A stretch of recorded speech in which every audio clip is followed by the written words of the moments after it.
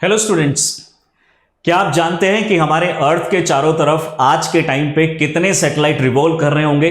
लगभग 17,000।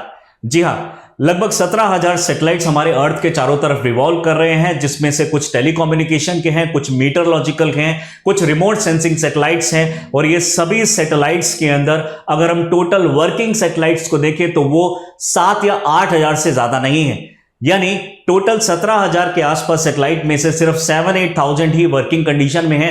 बाकी सब एक डेब्रिस की फॉर्म में या तो रिटायर हो चुके हैं और वो हमारे चारों तरफ घूम रहे हैं, जो कि अननेसेसरी हेल्थ इश्यूज क्रिएट कर सकते हैं और इस तरीके से टेम्परेचर को भी बढ़ा सकते हैं, ग्लोबल वार्मिंग कर सकते हैं।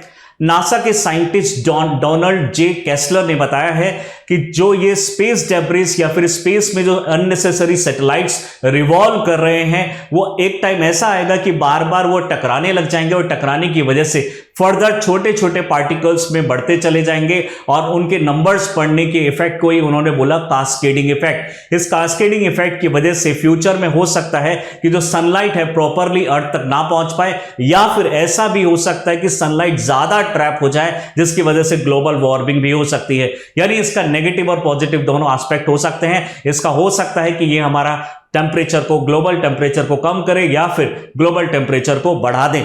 यही डेब्रिस अगर वो धीरे धीरे अर्थ के एटमॉस्फेयर में एंटर करता है तो हमारी बॉडी के अंदर भी एंटर कर सकता है, जिसकी वजह से हमारे प्लांट्स, एनिमल्स और जो ह्यूमन खुद, ये न्यूरोलॉजिकल जो प्रॉब्लम्स उसके साथ हो सकती हैं, हार्ट रिलेटेड प्रॉब्लम्स हो सकती हैं, लंग रिलेटेड प्रॉब्लम हो सकती हैं। तो इन सभी प्रॉब्लम को सॉर्ट आउट करने के लिए टोक्यो यूनिवर्सिटी ने डेवलप किया है एक वुडन से रिलेटेड एक सैटेलाइट, जो कि बना हुआ है वुड से। जी हाँ, आज हम बात करेंगे ऐसे ही एक सैटेलाइट की जो बनाया गया है, जिसका मेनली फ्रेम जो है वो बनाया गया है वुड से, ताकि हम होने वाली, फ्यूचर में होने वाली स्पेस डेब्रिस की प्रॉब्लम और जो हेल्थ इश्यूज हैं उससे बच सके। आइए इस चीज को आज डिटेल में समझते हैं। The significance of the Lignosat, the first wooden satellite in space. यानी जो जापान यूनिवर्सिटी है, टोक्यो यूनिवर्सिटी है, उन्होंने डेवलप किया है एक ऐसा सैटेलाइट जो कि हम वुड से बना रहे हैं और इसको लॉन्च भी कर दिया गया है 5 नवंबर को। The significance of Lignosat, the first wooden satellite launched into space, जो कि स्पेस में लॉन्च किया गया अभी recently on 5 November 2024।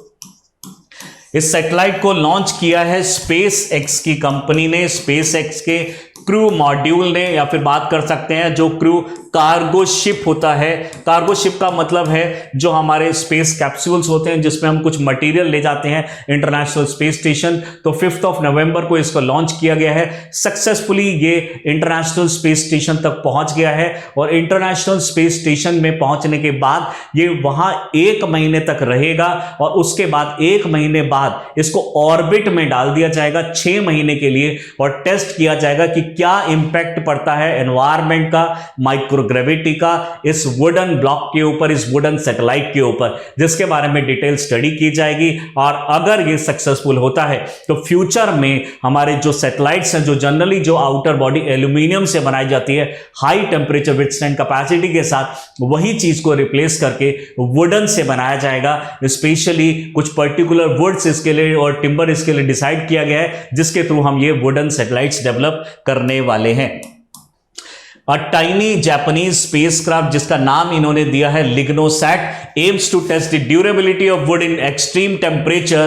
Scientists seek to reproduce or reduce the use of aluminium and metal in the spacecraft. यानी जो हम ज्यादातर जो मेटल्स और एल्यूमिनियम को यूज करते हैं उसके यूज को धीरे धीरे करके हम कम करना चाहते हैं, ताकि जो स्पेस डेब्रिस है और जो दूसरे रिलेटेड जो फिनोमिनास है, नेगेटिव फिनोमिनास है, उसको हम कम कर सके। बात करते हैं न्यूज में क्यों है, क्योंकि वर्ल्ड का पहला ये वुडन पैनल सैटेलाइट हो जाता है लिग्नोसैट, जो कि टिम्बर की तरह यूज किया जाता था, लेकिन आज इसको हम यूज करेंगे फ्यूचर मिशन के लिए, स्पेस मिशंस के लिए, और इसकी टेम्परेचर विथस्टैंड कैपेसिटी को टेस्ट किया जाएगा। प्लस में इसकी जो इंसुलेटर इसको माना जाता है, कितने लेवल तक ये इंसुलेटर है, हीट का इंसुलेटर है, टेम्परेचर का इंसुलेटर है, और ये इलेक्ट्रिकल इंसुलेटर है, उसको भी चेक किया जाएगा। हालांकि अगर हम वुड की अगर हम बात करते हैं मेटल से कंपेयर किया जाता है अर्थ पे, तो अर्थ पे आपको बहुत सारा डिफरेंस दिखाई देगा। मेटल जो है बहुत हार्ड दिखाई देता है, इलेक्ट्रिकल कंडक्टर दिखाई देता है, वहीं पे जो वुड है वो कंपैरेटिवली लाइट दिखाई देता है, लेस स्ट्रांग दिखाई देता है। लेकिन साइंटिस्ट का मानना है कि अगर वुड को हम एनवायरनमेंट के बाहर अगर ले जाएं, यानी अगर हम स्पेस में अगर इसको लेके जाएं, तो वहां पे वाटर और एयर की कमी होने की वजह से वहां पे वुड जो है बहुत ज्यादा स्ट्रांग हो जाता है, तो हम उसको मेटल की जगह रिप्लेस भी कर सकते हैं। It is developed by Kyoto university जो कि जापान की यूनिवर्सिटी है, एंड सुमिटोमो फॉरेस्ट्री जो डिपार्टमेंट है उन्होंने इसको डेवलप किया है। The small Japanese spacecraft arrived at the ISS पे इसको भेजा गया, और भेजा गया था स्पेस एक्स के ड्रैगन कैप्सूल, जो कि एक कार्गो कैप्सूल है जो कि सामान ले जाने के लिए यूज किया जाता है। कैप्सूल का यहां पे मतलब है स्पेस शटल, यानी स्पेस शटल, जिसमें जनरली एस्ट्रोनॉट्स भी जाते हैं, और जब वहां पे मटेरियल सप्लाईज कम हो जाती है तो उनको सप्लाई को भी पूरा किया जाता है। तो अर्थ से इंटरनेशनल स्पेस स्टेशन तक, जो कि 400 किलोमीटर हाइट पे हमारे चारों तरफ घूम रहा है, वहां तक सप्लाईज पहुंचाने के लिए जो स्पेस कैप्सूल्स यूज किए जाते हैं या फिर स्पेस शटल्स यूज किए जाते हैं, उसी में इसको यानी डिप्लॉयड किया गया था और इससे ISS तक पहुंचाया गया। और ISS के बाद ये अब एक ऑर्बिट में 1 महीने बाद इसको डाला जाएगा, 6 महीने तक इसके ओवर टेस्टिंग होगी और फिर फर्दर डेवलपमेंट होगी वुडन ब्लॉक्स वाले हमारे सैटेलाइट्स की। लिग्नोसैट एक छोटा सा सैटेलाइट है जो सिर्फ 4 इंच बड़ा है, यानी डेफिनेटली बहुत बड़ा इसको नहीं बनाया गया, एक छोटे पर्पस के लिए इसके बनाया गया है। इसके जो मेन मॉड्यूल्स हैं वो वुड से बने हुए हैं। इंटरनली इसमें सेमीकंडक्टर मेटल्स हैं, लेकिन बाहर से इसको वुड से बनाया गया है चारों तरफ से, और 900 ग्राम इसका टोटल वेट आता है। और मेड फ्रॉम मैग्नोलिया वुड, जो मैग्नोलिया वुड है उसको यूज किया गया है। आप जानते होंगे कि जापान के अंदर में ये जो वुड है बहुत ज्यादा यूज की जाती है, अलग अलग जगह पे इसको यूज किया जाता है। इनके जो घर होते हैं वो भी मैग्नोलिया से बने होते हैं, और जो बड़े बड़े पैनल्स ये यूज करते हैं वो भी मैग्नोलिया से बने होते हैं। तो काफी चीजें ये पहले से ही मैग्नोलिया को यूज कर रहे हैं। मैग्नोलिया जो है बहुत ही हार्ड वुड होती है, जिस वजह से इसको यूज किया गया। ट्रेडिशनली इसको बहुत पहले से भी यूज किया जा रहा है क्राफ्ट टेक्निक्स के अंदर में। ये एक लैटिन वर्ड से आता है जिसका मतलब ही है wood. Aims to test the durability of wood in the space harsh condition with temperature swing between -100 से 100 डिग्री सेल्सियस। जब हम ऊपर यानी 400 किलोमीटर हाइट पे जाएंगे या 400 से थोड़ा ऊपर की हाइट पे जाएंगे, तो वहां पे हमारा जो एक सैटेलाइट है अर्थ का चारों तरफ एक चक्कर लगा लेता है, यानी एक रेवोल्यूशन सिर्फ 96 मिनट्स में कर लेता है, यानी 1.5 घंटे में एक रेवोल्यूशन कर लेता है। तो हमारे पूरे दिन में यानी 24 घंटे में लगभग 15 बार ये पूरे रेवोल्यूशंस लगा लेता है। 15 रेवोल्यूशंस ये लगा लेता है। इसका मतलब है 15 बार इसको दिन देखना पड़ेगा और 15 बार इसको रात देखनी पड़ेगी। जब दिन होगा तब ये सन के बहुत ज्यादा पास भी होगा, टेम्परेचर बहुत ज्यादा होगा, और जब नाइट होगा सन से बहुत ज्यादा दूर होगा, जब टेम्परेचर बहुत कम होगा। तो डेली का जो हम हर 45 मिनट में जो फ्लक्चुएशंस देखते हैं वो -100 से लेकर 100 डिग्री सेल्सियस का फ्लक्चुएशन हो सकता है। तो हमें एक ऐसा मटेरियल चाहिए जो बहुत ही ज्यादा टेम्परेचर को विथस्टैंड कर सके, उनकी जो टेम्परेचर रेंज है उसको विथस्टैंड कर सके। टकोए जो डॉय हैं जिन्होंने इसको बनाया है, टेक्वा डॉय एक फॉर्मर एस्ट्रोनॉट है जिन्होंने इसको बनाया है, और जो सजेशन दिया है कि हम टिम्बर को यूज कर सकते हैं, और हम पहले भी इसको यूज करते आ रहे हैं। लिग्नोसैट ऑल्सो जो study wood's potential to protect electronics from the space radiation. यानी ये ऐसा देखा गया है कि जब हम मेटल के स्पेसक्राफ्ट डेवलप करते हैं, स्पेशली जो बाहर की आउटर कवरिंग है, तो वो जो बाहर से इंटरफेरेंस को अलाउ कर देती है, और इंटरनली भी जी उसके अंदर में इंटरेक्शन होने की वजह से जो हमारे शॉर्ट सर्किट्स भी हो सकते हैं, और जो हमारा जो सेमीकंडक्टर्स होते हैं उनकी जो वर्किंग कैपेसिटी है वो कम हो जाती है। क्योंकि जब बाहर से रेडिएशन सैटेलाइट के थ्रू एंटर करेगी, मान लीजिए हमारा कोई सैटेलाइट है और अंदर हमने कोई सेमीकंडक्टर लगाया, तो सनरेज या फिर कोई रेडिएशन जब अंदर जाती है तो अंदर इंटरेक्ट कर लेती है इसके साथ और सेमीकंडक्टर को डिसफंक्शनल भी कर सकती है। लेकिन वहीं पे अगर हमारा ये वुड से बना होगा, तो डेफिनेटली बाहर से इंटरफेरेंस ज्यादा होने के चांसेस नहीं है, और हमारे जो अंदर के कंपोनेंट्स है वो सेफ रह सकते हैं, और जो लॉसेस हैं वो भी हमारे कम से कम होंगे। बात करते हैं फर्दर क्योटो यूनिवर्सिटी की। तो Kyoto University believe that wood could eventually replace some metals in space while wood use in aerospace entirely early 1900 centuries. यानी आज पहली बार हम ऐसा वुड को यूज नहीं कर रहे हैं, जब पहले जो सबसे पहले जो एरोप्लेन्स और जो फ्लाइंग जो जेट्स और जो ऐसे जो व्हीकल्स बनाए गए थे स्पेशली जो एयरबॉर्न होते हैं वो पहले वुड से ही बने होते थे। तो ये पहली बार नहीं है कि वुड को हम पहली बार यूज कर रहे हैं, हम पहले भी इसको चेक कर चुके हैं, पहले भी इसको डेवलप कर चुके हैं। एनवायरमेंटल जो इश्यूज जो बढ़ रहे हैं उसकी वजह से अब जरूरत है इन चीजों को वापस लाया जाए, फर्दर इनके ऊपर रिसर्च की जाए, ताकि जो एनवायरमेंट था आज से 100-150 साल पहले वैसा ही हम वापस में ला पाए। प्रोफेसर कोजी मोराटा के अकॉर्डिंगली अगर हम देखते हैं तो वुड मोर ड्यूरेबल है स्पेस में, जैसा कि मैंने मेरे बात बताया आपको, क्योंकि वहां पे वाटर नहीं है और ऑक्सीजन नहीं है जो इसको वीक कर देता है। तो ऑक्सीजन और वाटर ना होने की वजह से वीक नहीं हो पाएगा और ये एक मेटल की तरह ही हार्डनेस हमें प्रोवाइड करेगा। और जब अगर ये कंबस्ट भी होता है तो ये इतना ऑर्गेनिक प्रोडक्ट होने की वजह से ये जो कंबशन होगा उसके ज्यादा इंपैक्ट नहीं पड़ेगा as compare to the metal, जहां पे जब मेटल कंबस्ट होते हैं तो बहुत ज्यादा सीवियर इफेक्ट करते हैं, सीवियर इंपैक्ट पड़ता है ह्यूमन के ऊपर, एनवायरमेंट के ऊपर। वहीं पे अगर हम वुड को बर्न करेंगे और कंबशन करेंगे तो कंपैरेटिवली कम लॉस होगा। लिग्नोसेट डेवलप जो किया टेक्वा डोई ने और इनकी जो टीम है जो बताती हैं कि ये जो बहुत वाइबल है और ट्रेडिशनली हम जो एल्यूमिनियम और इलेक्ट्रॉनिक कंपोनेंट्स को यूज कर रहे हैं उसको वैसे ही यूज किया गया है, लेकिन वो अंदर होगा। बाहर का जो केसिंग है और जो मेन जो बाहर की स्ट्रक्चर है वो बेसिकली हमने वुड से बनाया है। इंटरनली डेफिनेटली ये सब इलेक्ट्रॉनिक ही होगा तो इसमें मेटल यूज करना ही पड़ेगा, लेकिन बाहर का जो वेट है वो हम कम कर सकते हैं, लॉसेस जो है कम कर सकते हैं और ओवरऑल जो पॉल्यूशन है उसको भी कम किया जा सकता है।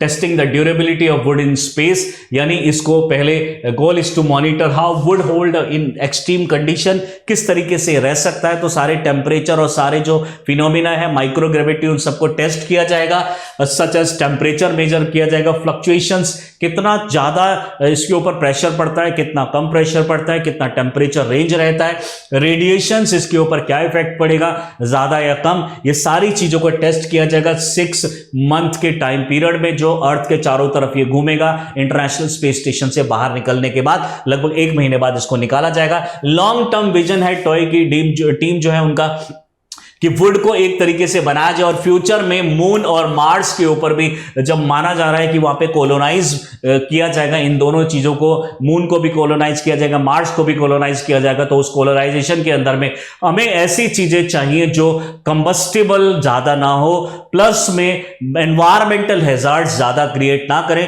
यानी मेटल्स को हम यूज करना अवॉइड करेंगे। तो नेक्स्ट 50 ईयर्स में लोगों को लगता है, साइंटिस्ट को लगता है कि हम काफी ज्यादा एरिया में कॉलोनाइज कर चुके होंगे, तो उस टाइम पे हमारे जो वुड के जैसी ही हमें चीजें यूज करनी पड़ेंगी, potentially make it renewable material for sustainable space habitat. अब डेफिनेटली इसका इंपैक्ट जो है हेल्थ के ऊपर भी कम पड़ेगा। बात करते हैं कि एनवायरमेंट बेनिफिट क्या हो सकते हैं। डेफिनेटली हम एल्यूमिनियम को यूज नहीं कर रहे हैं, तो री एंटर करते वक्त जो एल्यूमिनियम ऑक्साइड्स जनरली बनता था और जो कि ओजोन को डिप्लीट करता था वो अब नहीं होगा। ग्रोइंग नंबर ऑफ सैटेलाइट्स, जैसे कि अगर हम बात करें स्पेस एक्स की कंपनी जो स्टारलिंक है, उन्होंने स्टारलिंक ने 6500 एक्टिव सैटेलाइट्स लॉन्च किए हैं और भी सैटेलाइट्स लॉन्च करने हैं। तो फ्यूचर सैटेलाइट्स ही है, फ्यूचर में हमें इतने सारे सैटेलाइट लॉन्च करने पड़ेंगे कि उससे हो सकता है बहुत ज्यादा नेगेटिव इंपैक्ट पड़े, कुछ हद तक इंपैक्ट कम हो सकता है अगर हम वुड को यूज करेंगे। तो लिग्नोसाइट पोटेंशियलिटी फॉर सस्टेनेबिलिटी की बात करें तो मग्नोलिया जो आपकी वुड है instead of aluminium which may prevent harmful pollutant when it enter into the earth's atmosphere, तो उस मेटल्स के कंपैरेटिवली कम होगा। Use of wood could provide a more sustainable environmental जो इश्यूज हैं वो कंपैरेटिवली इसमें कम होंगे। री एंट्री करते वक्त जो हमारे एल्यूमिनियम में बायोडिग्रेडेबल्स जो नहीं बनते हैं, लेकिन वुड के अंदर में बायोडिग्रेडेबल बनेगा और बहुत ज़्यादा प्रॉब्लम इसमें नहीं हो रही है। और एटमॉस्फेयर जो डिग्रेडेशन है वो भी कम दिख रहा है। Scientific support for the idea, यानी मेगन एवरेट की अगर हम बात करें, जो कि नासा के डिप्टी चीफ साइंटिस्ट है ISS international space station programme के, emphasise that the goal of LignoSat is to demonstrate that wood can offer a more sustainable eco friendly solution for space exploration and satellite technology. यानी इन्होंने भी माना है, international space station के जो secretary हैं उन्होंने भी माना है कि वुड एक अच्छा पोटेंशियल हो सकता है इसका, और ये एक नेक्स्ट ऑल्टरनेटिव हो सकता है सैटेलाइट्स जिससे हम बना सकते हैं।